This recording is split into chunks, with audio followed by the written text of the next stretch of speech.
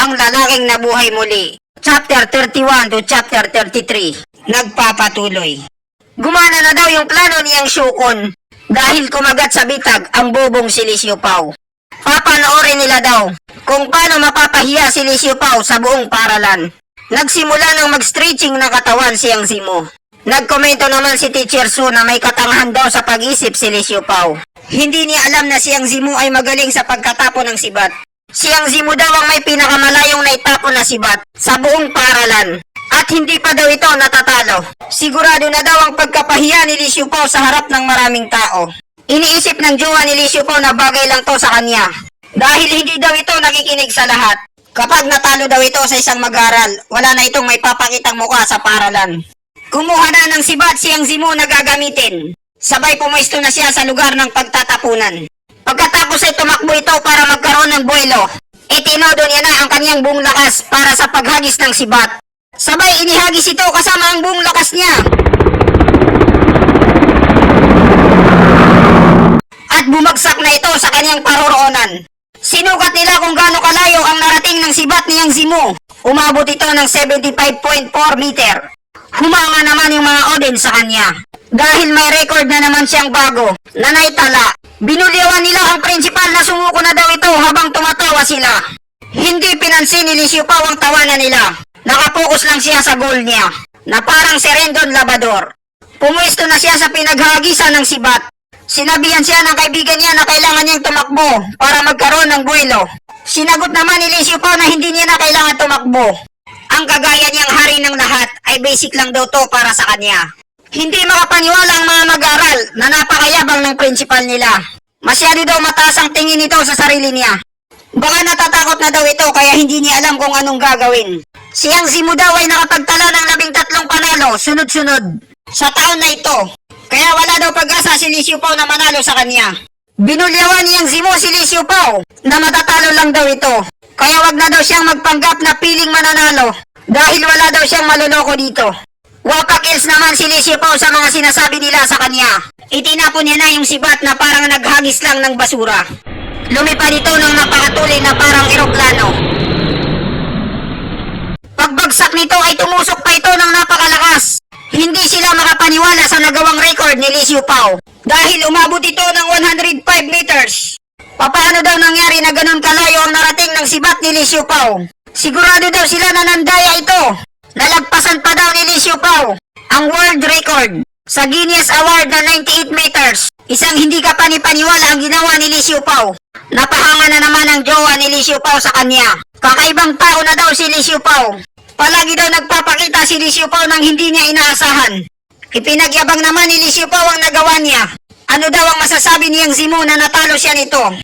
Hindi daw siya naniniwala na natalo siya ni Li Xiaopao sa pagtatapon ng sibat. Dahil ang ginamit daw ni Li Xiaopao na sibat ay masyadong magaan kumpara sa kanya. Bakit hindi daw nila subukan ng ibang laro kung totoong hindi daw nang daya si Li Xiaopao?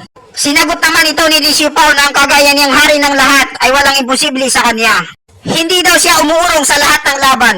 Kaya kahit anong laro daw yan, tatalunin niya si Yang Zimu. Para makita nito kung gaano daw kalakas si Li Xiaopao. Lumipat naman sila sa heavy shoot. Kinuha na niyang Xiao ang bato na may bigat na 7 kilo. Sabay bumuelo na naman siya para malakas ang tira. Ipapakita niya daw sa lahat kung gaano siya kalakas. At tatalunin niya ang principal na si Li Xiaopao. Inihagis niya na sa ere ang mabigat na bato. At nakalayo ito ng 21 na metro. Nagpalakpakan naman ng mga mag-aral para sumuporta kay Yang Zimu. Napakalakas daw niya. Napakalayo daw ng pinaghagisan ni Yang Zimu. Nakakatakot. Hindi na daw makakapagdaya si Li Xiaopao. Dahil kailangan daw ay malakas ka para may hagis mo yang mabigat. Tinawag naman Yang Zimu ang kanyang principal. Oras na daw para siya naman ang tumira. Sinabi ni Li Xiaopao na dalhin daw sa kanya ang pinakamabigat na bato. Dahil yun daw ang ihahagis niya sa paligsahan na ito. Nagsimula na namang magchismisan ng mga mag-aral. Nagyayabang na naman daw ang principal nila. Sinabi naman nung isa na papano daw kung hindi siya nang daya at totoo talaga na malakas siya. Sinabi nila na dalhin daw kay Li Xiaopao ang pinakamabigat para mapahiya siya. Sabay tinawanan nila ito. Binuhat lang ito ni Li Xiaopao ng napakadali gamit ang isang kamay. Sabay ginawa itong Jackie Stone na may bigat na 1 tonelada. Inihagis niya na ito na parang naghagis lang ng Pokemon Ball. Pero kahit ganun pa man, napakalakas na pwersa ang nilalaman nito. Kasing bilis at lakas ito ng isang kanyon na tumira.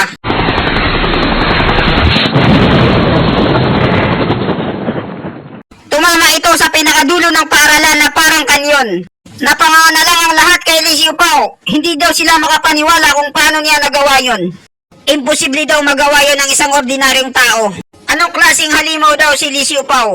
Ngayon lang daw sila nakakita sa buong mundo na kagaya ni Lee Siu Pao. Sinabi sa kanila ni Lee Siu Pao na yun daw ang totoong lakas niya. Ano daw ang masasabi nila sa pinakita ni Lee Siu Pao? Ayaw pa rin maniwala ni Yang Zimu na isa talagang sakalan si Lee Siu Pao. Maglaban daw sila sa pinakahuli, isang duelo. Lalaki sa lalaki. Ang pagiging taekwondo niya daw. Laban sa pagiging mayabang ni Lee Siu Pao. Doon daw makikita kung sino talaga ang totoong malakas. Lumipat na sila sa gym kung saan gaganapin ang duelo. Sinabihan ni Yang Zimu si Lee Siu Pao na may tiwala daw siya sa sarili niya na kayang-kaya niyang talunin si Lee Siu Pao gamit ang ipinagmamalaki niyang taekwondo. Dahil itong laro daw ang pinakamagaling siya. Kapag natalo daw siya ni Lee Siu Pao sa larong ito, sasambahin niya daw ito. Magkaroon daw sila ng magandang duelo. Hindi niya rin daw pagbibigyan si Lee Siu Pao kahit principal ito. Sinagot naman ito ni Lee Siu Pao na wala daw itong alam sa totoong lakas. Sports lang daw ang alam nito. Ang may mga totoong lakas ay may mga mabigat na responsibilidad. Dahil hawak nila sa kanilang mga kamay ang kamatayan. Hindi daw ito usaping pambata. Sabay nagsimula ng magpakawala ng nen si Lee Siu Pao sa kamay niya. Ito daw ang totoong lakas na may dalang kamatayan. Wala daw sinabi ang mga pabidang galaw na estilo dito. Tuturuan niya daw siyang Zimu para magtanda ito at makilala kung anong totoong lakas. At sinimulan nang magpalabas ni Lee Siu Pao ng maraming nen sa buong katawan niya. Ginamit na naman niya ang teknik na Godspeed ni Killua. Nabigla naman siyang Zimu sa sobrang bilis ni Lee Siu Pao. Hindi ito nakapaghanda sa pag-atake sa kanya. Sabay binigyan siya ng isa sa dibdib ni Lee Siu Pao. Walang nagawa siyang Zimu kung hindi tumilapo na lang sa malayo. Sabay tumayo pa si Lee Siu Pao at pinapanood siya habang nagliliyab ang buong katawan niya ng nen. Nang sumalpok na sa upuan siyang Zimu, saka lang siya huminto. Napatungangan na lang siya at hindi niya na matandaan kung anong mga nangyari. Napatanong na lang yung mga manonood kung anong galawan daw ang ginamit ni Lee Siu Pao. Tumilapon daw siyang Zimu ng napakalayo sa isang tirahan lang. Hinangaan na nila ngayon si Lee Siu Pao. Hindi sila makapaniwala na makakakita sila ng tao na gumagamit ng nen. Akala nila ay sa anime lang nila napapanood yun. Kakaiba daw ang principal nila dahil gumagamit ito ng hiwaga. Pinuntahan naman ni Lee Siu Pao ang nakahigang siyang Zimu. Tinanong niya ito kung sumusuko na at magiging isang utusan niya sa hinaharap. Agad naman itong pumayag dahil ang pustahan ay pustahan daw. Naniniwala na siya sa lakas ni Lee Siu Pao. Simula daw ngayon ay susunod na siya sa mga inuutos ng mga guro. Hindi na daw siya pasaway. Hindi niya rin daw bibigyan ng problema ang principal nila. At nangangako daw siya, mamatay daw si Lee Siu Pao kapag hindi niya ito tinupad. Natuwa naman si Lee Siu Pao sa narinig niya. Dapat ganyan daw umasta ang mga mag-aral, magalang. At siguradong magkakaroon daw ito ng magandang kinabukasan. Kapag nagkaroon daw ito ng problema, wag daw mahihiyang lumapit kay Lee Siu Pao. Pagkatapos ay tumayo na siyang Zimu at naglakad siya palayo kay Lee Siu Pao. Nag-aalanganin siya na parang may gusto siyang aminin kay Lee Siu Pao. Hindi niya na napigilan ang kanyang pagiging chismoso.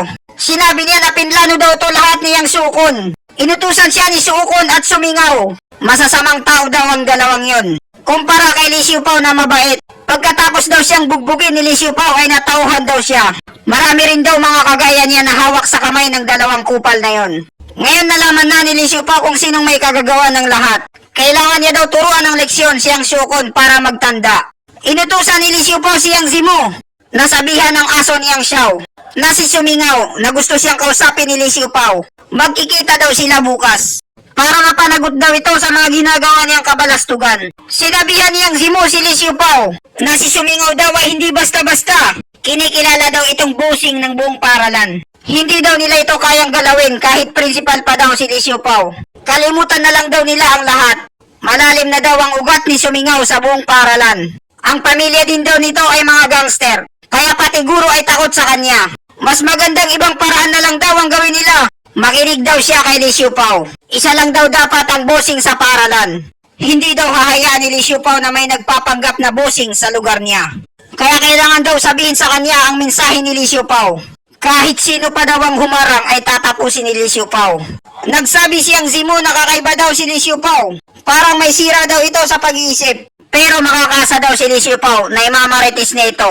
kay sumingaw. Samantala sa taas nila ay may dalawang marites na nag-uusap. Hindi na daw sila makakaganti kay Lee Siu Pao dahil sa mga nakita nila. Sa tingin daw ng jowa ni Lee Siu Pao, lalong lumalaki ang agwat nila sa isa't isa. Tatanawin na lang daw nila si Lee Siu Pao mula sa taas habang sila ay nasa baba. Galit namang napasagot ang kaibigan nito. Puro daw mga basura at mga bata ang ginagamit niyang Xiao para tumira kay Lee Siu Pao. Mga wala daw silang kwenta ng mga grupo ng basura. Hanggang dito na lang muna mga bata. Paalam! Maraming salamat sa panonood niyo. Mag-subscribe para laging updated sa buhay ni Siu Pao.